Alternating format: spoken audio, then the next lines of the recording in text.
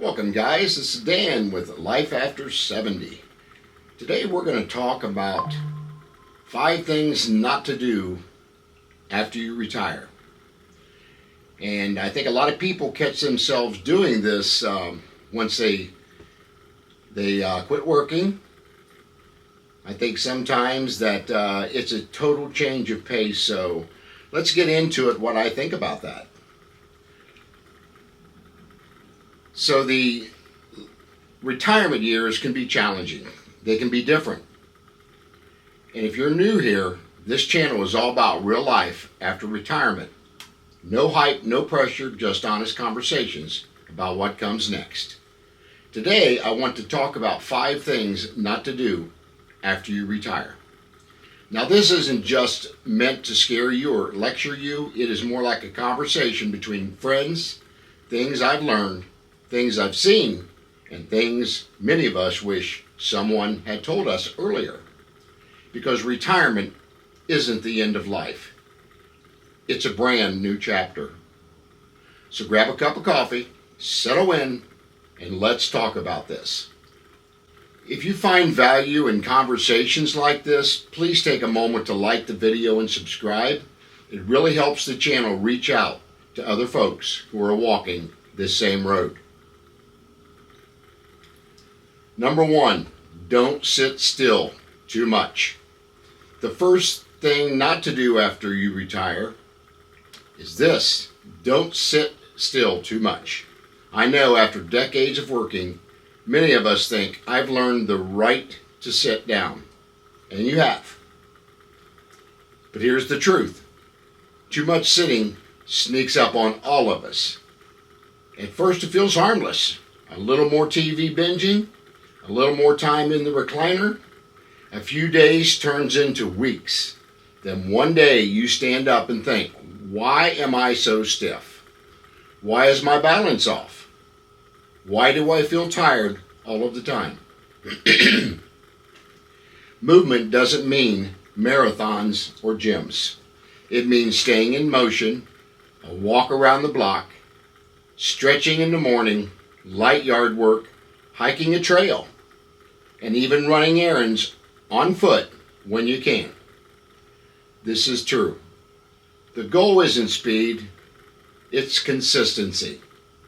Motion keeps us flexible, it keeps our confidence up, and it keeps us feeling capable. Don't isolate yourself, and that's what a lot of people do once they retire. The second thing not to do after retirement: don't isolate yourself. This one happens quietly. Work used to provide daily conversation, routine, purpose, human contact. When work ends, those connections can disappear overnight. Suddenly, the house is quiet. Days blur together. Weeks go by without real conversation. Loneliness isn't just emotional. It affects memory, mood, and even physical health. And here's the thing: you don't need a crowd. You just need a connection. A weekly coffee with a friend, phone calls with family, community groups, walking trails where people say hello, volunteering a few hours a month. Human connection keeps the mind sharp and the heart light. Heart light. Don't stop learning. Number 3. I hear this a lot. I'm too old for that. That's for younger people. No, it's not. Your brain thrives on new challenges. Learning keeps memory sharp, confidence strong, curiosity alive. Try learning new technology, photography or video, cooking something new, a musical instrument, writing or storytelling. And this is something I'll speak into because once I retired at 70 years old, I decided at that point that, what do I do with my life now? I was very active. I owned a pest control company for 40 years. In the industry, 40 years, 20 owning my own. And I turned it over to my son and my grandsons in 2020. And at that point, everything changed. I had to figure out, what do I do now that I left a career that I loved? I could have kept on working selling for my son, but it wasn't something I wanted to do. I needed to spend more time with my wife. I needed to spend more quality time with family. And I had been involved in a lot of church activities already, and I wanted to dive into a little bit deeper into feeding people with mobile food pantries, things of that nature, which I'm very passionate about as well. So basically, you just got to find something to do that you enjoy doing. Rather be a mall walker, rather be hiking like we talked about, or rather just be riding a bike, going out on a park bench and reading a book. Those are the simple things in life. I was told when I was a child, stop and smell the roses. And I can't tell you how much truth there is to that since I'm retired now. Again, you don't have to master things. You just have to try. Learning gives your day shape. It gives you something to look forward to. And it proves to yourself that you're still growing. If any of this sounds familiar, tap like or leave a comment below. Let me know what you guys did once you retired. Your stories help others more than you realize. We'll get into number 4. Don't spend without a plan. Especially after retirement, because then you're going to be on a fixed income. Retirement income is different. Trust me, it is. It needs awareness. My wife and I collect Social Security. We have savings, of course, but I've also learned that once you retire, when things start breaking around the house, if you own your home, those are things you've got to have an emergency fund for. Now, everybody's got a different thought on what an emergency fund looks like. I believe an emergency fund should be no less than $1,000 if you can just put it away. That may be a total, something happens to your house that you can pay the full $1,000, or it would help towards a down payment on something like a new roof, or plumbers today aren't cheap. I thought I had to get a plumber out last night because my toilet was backing up a little bit. It's working fine now. But yesterday I went ahead and called the company that's done our heating and air conditioning, and they do plumbing and electrical. But they told me that $79 to come out to diagnose the problem. I understood that. That was no problem. But what I thought I needed done, which was a main drain clean out, was going to start at $450. That ain't where it ends. That's just where it starts. So at that point, I lifted it up to God. I prayed about that, and it started working again. So prayer is powerful. So if you are spiritual in nature and you believe in that kind of stuff, just pray about it, because it'll probably certainly help. And again, when you have to repair things, it's not about being cheap. It's about being intentional.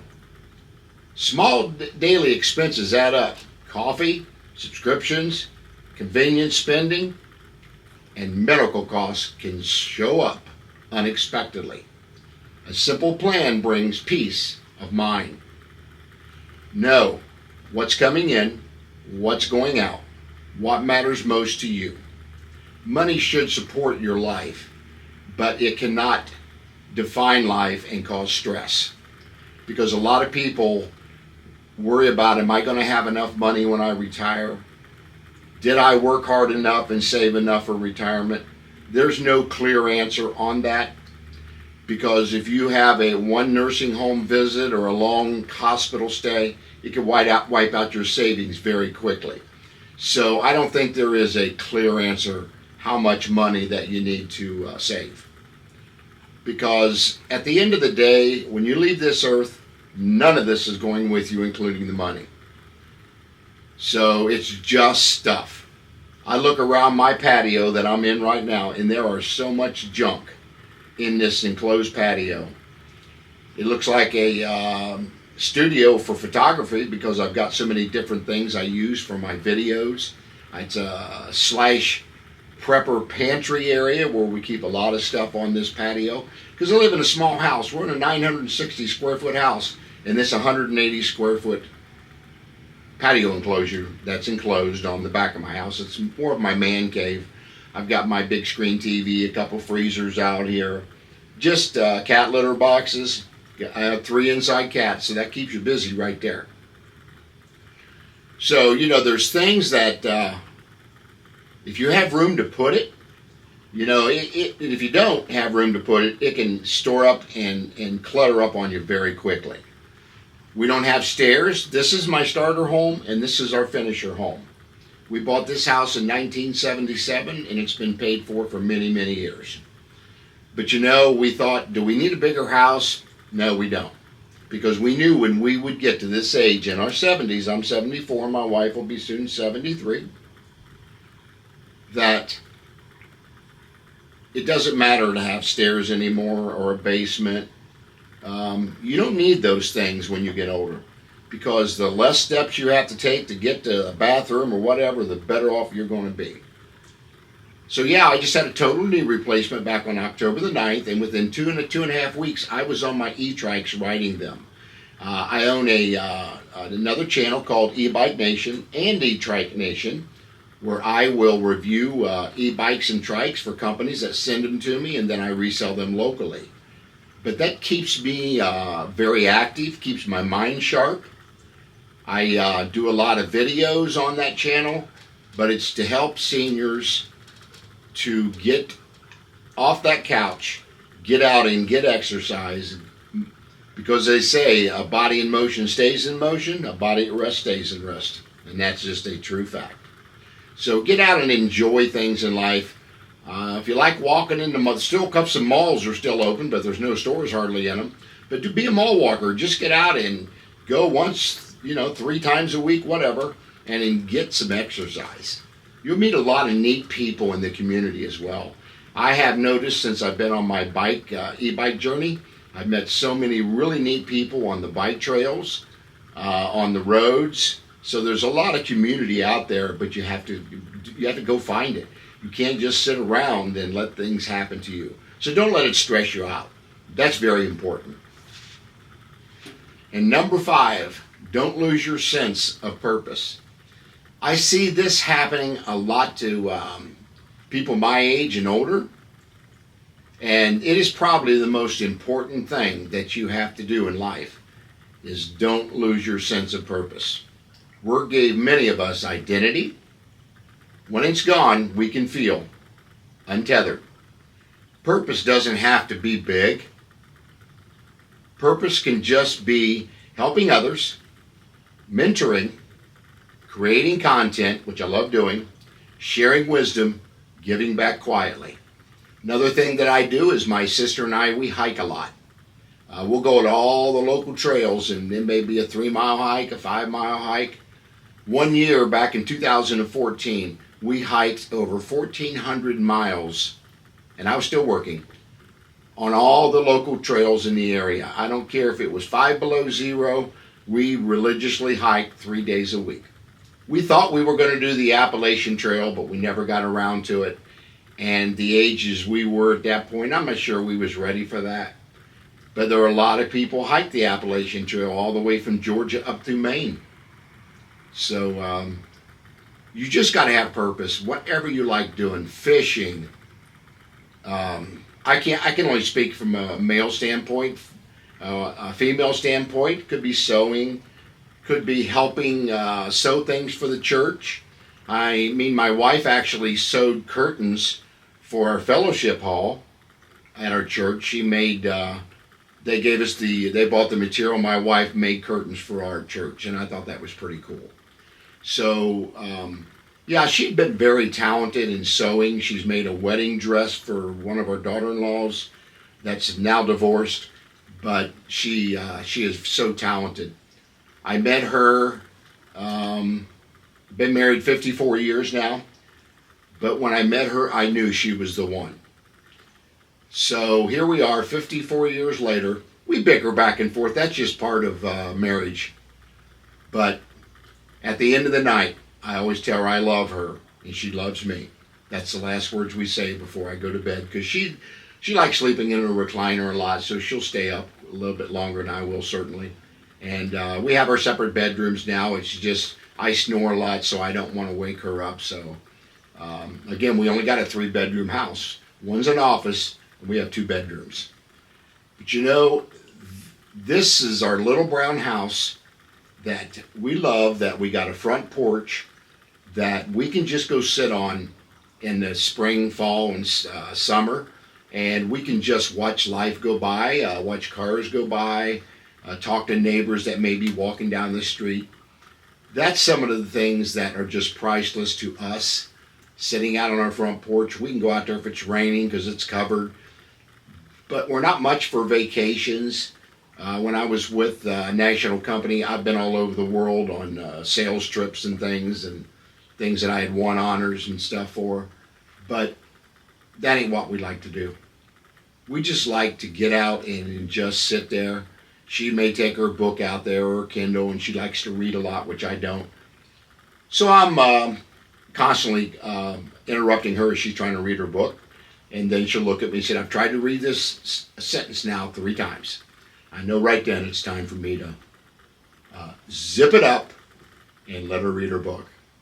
But yeah, I do. I love doing yard work. I love planting my perennials. Love gardening, but we're not going to do a vegetable garden. We didn't do it last year, and I may not do another one because it takes a lot of work to do a vegetable garden, and you got to have a lot of keeping them watered. And so I used to garden every year. I used to do hydroponics, where I grew vegetables in grow bags and rain gutters and PVC pipes. I've done a lot of that type of gardening. I used to start seeds and everything on my patio, and they do very well. Back in probably January of the year when I did that, and by March and by April and May, they were ready to go in the ground. So yeah, that was just a chapter of my life. That chapter's been closed. But you just got to stay active.